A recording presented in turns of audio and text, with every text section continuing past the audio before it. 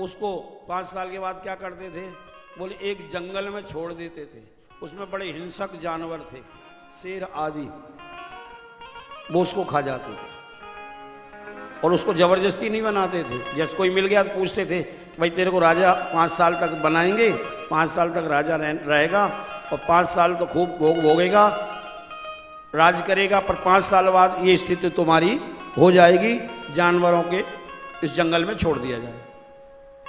कई मना कर देते थे डर की वजह से, कोई स्वीकार कर लेता था 5 साल तो देखें, बाद में जो होगा सो देखा जाएगा। ऐसे चलता रहा। अब एक बार क्या हुआ कि जो राजा था उसका कालीकाल पूरा हो गया, उसको जंगल में छोड़ दिया, हिंसक पशुओं का ग्रास बन गया। अब वो लोग निकले मंत्रीगण तो एक महात्मा टकरा गए। महाराज जी बोले हमारे राज्य का ये नियम है, अब आप मिले तो आप राजा बनोगे। तो उन्होंने कहा ठीक है, परमात्मा की इच्छा है। बोले एक साथ है, पर पहले समझ लो कि आप 5 साल बाद इस जंगल में छोड़ दिए जाओगे, हिंसक जानवरों का ग्रास बनना पड़ेगा। तो उन्होंने कहा कि एक बात बताओ, 5 साल तक तो हम कुछ भी कर सकते हैं, भाई राजा हैं। बोले आप राजा हो, आप कुछ भी करो, क्या दिक्कत। तो महाराज उन्होंने क्या किया कि राज्य को स्वीकार कर लिया, राजा बन गए।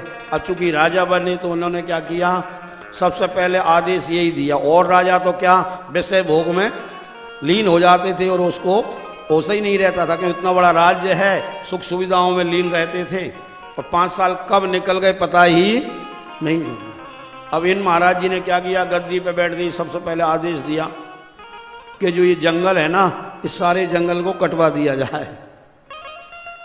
अब जंगल की सफाई हो गई तो हिंसक जानवर कहाँ रहेंगे, इधर भाग गए बेचारे। अब इस पे बढ़िया सुंदर खेती की व्यवस्था कराओ, फसल उगाओ। तो जंगल को सफाई करा के उसको खेती लायक बना दिया और उसके राज्य में कहीं जंगल था ही नहीं तो हिंसक जानवर भी नहीं रहे।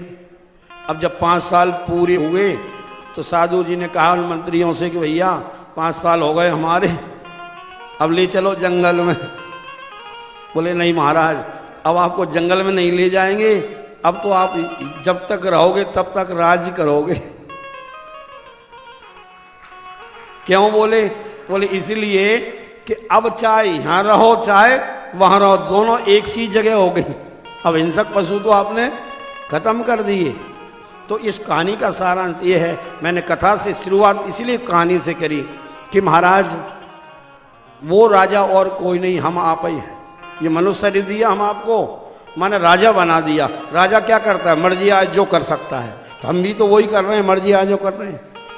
और प्रजा कौन है, जो मर्जी आज जो नहीं कर सके। आप अपनी मर्जी से मकान नहीं बना सकते हो, राजा ने आदेश दे दी इतनी बिल्डिंग, इतनी मंजिल से ज़्यादा बिल्डिंग नहीं बनेगी, आप बना सकते हो क्या? नहीं। यहाँ से सड़क नहीं निकाल सकते हो, हाँ ये नहीं कर सकते हो, ये फसल जो भी है हम अपनी मर्जी से कुछ नहीं कर सकते। गवर्नमेंट का अगर आदेश आ गया, आपके मकान के आगे से ही सड़क जाएगी तो मतलब जाएगी, आपको तोड़ना ही पड़ेगा। हम मर्जी से कुछ नहीं कर, राजा कर सकता, वो चाहे जो कर। आप देखो कैसी कैसी बिल्डिंगें ध्वस्त हो जाती हैं, हाईवे निकलते हैं। तो हम हैं राजा, जो मनुष्य शरीर है वो है राजा। और प्रजा कौन है, जो मनुष्य शरीर से इतर 84 लाख योनियां है ना पशु पक्षी, वो है प्रजा। क्या वो अपने आप से कुछ नहीं कर सकते? कोई जानवर कुछ कर सकता है क्या? सिवा भोग के, जो भी मिल गया सुख दुख, भूख प्यास सर्दी गर्मी जो है उसको भोगना ही है। जो मनुष्य शरीर में पाप पुण्य किए हैं उसका फल भोगने के लिए वो योनि मिली है। इसलिए आप ध्यान से सुनना, उन योनियों का नाम है भोग योनि। मनुष्य इतर जितनी योनि है उनको क्या नाम है? भोग योनि, मतलब भोगते हैं। और ये हमारी मनुष्य शरीर की योनि का क्या नाम है? कर्म योनि। हमारी क्या है? भोग भी है और कर्म दोनों है। हम भोग भी भोग सकते हैं और नया कर्म भी, उस लोग को भी सुधार सकते हैं, पर लोग भी सकते हैं। हमारे पास दोनों चांस है, कर्म भी है भोग भी है। और उनके पास एक ही है, खाली जो है जैसा भी भाग में लगा है सुख दुख वो सर्दी गर्मी भोगते रहे। अब मान लो कोई पशु बीमार हो गया तो इलाज करा सकता है क्या? नहीं, भोगेगा ही, कष्ट भोगता ही रहेगा। हम भोग भी भोग सकते हैं और इलाज करा के उसको नया कर्म करके ठीक भी कर सकते हैं। तो सज्जनों, ये जो मनुष्य योनि है ये वो राजा है। अब कई राजा क्या करते थे, भोग में फंस जाते थे तो जानवरों का ग्रास बनना पड़ता था। ध्यान से सुनना, जंगल में जाके। ऐसे ही हम भी अगर यहाँ के भोग विलास में फंस जाएंगे तो जानवरों का ग्रास बनना पड़ेगा, अर्थात नरकों में जाना पड़ेगा और नरक के कष्ट भोगना पड़ेंगे। और उस महात्मा के जैसे हमने क्या किया, जंगल को ही साफ कर दिया, तो क्या होगा भाई? तो हमको क्या करना है, नरक को ही साफ कर देना, अर्थात ऐसे कर्म करना है कि नरक में जाना ही ना पड़े। आप ऐसे दिव्य कर्म करो, फिर यम के दूत तो आपके पास आएंगे नहीं, भगवान के पार्षद आएंगे, कहेंगे कि चलो ले चलो, आप कहोगे चलो वहां चलो चाहे यहाँ, हमारे तो दोनों ही जगह आनंद है। जैसे महात्मा ने कहा कि वहां ले चलो, वहां भी बढ़िया खेती हो रही है, बढ़िया जगह है, यहाँ भी आनंद है। तो महाराज कल हमने ध्रुव की कथा सुनी थी, इसलिए मैंने ये दृष्टांत सुनाया। तो ध्रुव जी के साथ यही हुआ। कहां तो पिता की गोद में बैठने के लिए तरस रहे थे, और भगवान की भक्ति का प्रभाव देखिए कि 36,000 वर्ष तक राज्य किया है, ऐसा भागवत में लिखा है, प्रमाणित। पिता की गोदी नहीं मिल रही थी, फिर राजगद्दी मिल गई, और राजगद्दी भी कितने सालों के लिए मिली, ऐसा नहीं बदल गई 5 साल में। 36,000 वर्ष तक उस भूमंडल पर एक छत्र राज किया ध्रुव जी ने। और अंत में भी चूंकि मृत्यु लोक का नाम है, यथा नाम तथा काम, इस लोक, हम जिस लोक में रहते हैं उस लोक को कहते हैं मृत्यु लोक। जो यहां आया है वो जरूर जाएगा। इस भूलने में ना रहे कि जो जाने वाले चले गए, अब मैं थोड़ी मरूंगा। सब कुछ अनिश्चित है। आप कोई बड़े से बड़ा ज्योतिषी निश्चित रूप से नहीं कह सकता कि ऐसा ही होगा। कोई भी बड़ी बात भविष्यवाणी कर दे और गलत भी हो जाएगी, पर ये कोई भविष्यवाणी करे कि ये मरेगा ही, तो वो गलत नहीं होगी, तो मरना पक्का। कभी मरे पर मरेगा जरूर, क्यों? मृत्यु लोक है। अब ध्रुव जी के सामने भी मौत तो आई, पर फर्क क्या है हमारी और ध्रुव की मौत में? देखिए कि हमारी आपकी मौत आती है तो हमसे पूछती नहीं है कि भैया ले चले क्या, वो तो बलात् आती है और ऐसा झपट्टा मारती है, ऐसे बिजली कड़कती है, एक सेकंड नहीं लगता है और काम तमाम हो जाता है। घर वाले देखते ही रह जाते हैं।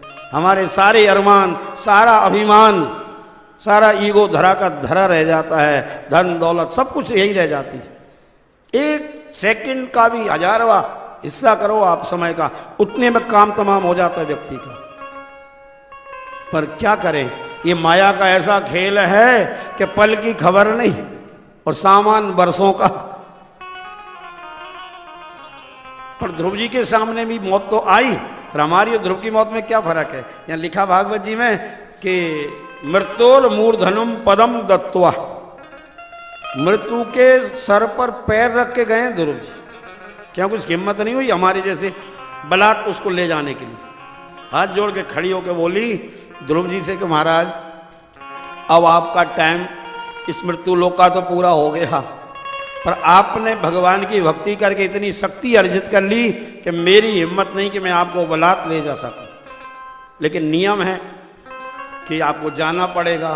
तो ध्रुव जी यहाँ चलो ना, कौन ने मना किया होगा? तो मैं तो आपको छू नहीं सकती, स्पर्श नहीं कर सकती, मेरा आप ही सम्मान करो। और ऐसा कहते हैं कि मृत्यु देवता ने ध्रुव जी के सामने ऐसे गर्दन झुका दी महाराज। ये लिखा है मृत्योर मूर्धनम पदम, मन मूर्धन मन उसके सर पर।